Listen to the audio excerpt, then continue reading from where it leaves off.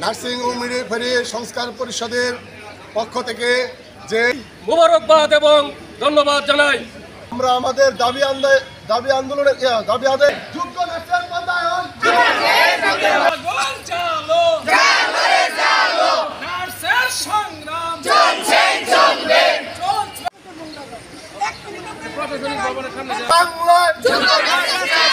যোগ্য নার্স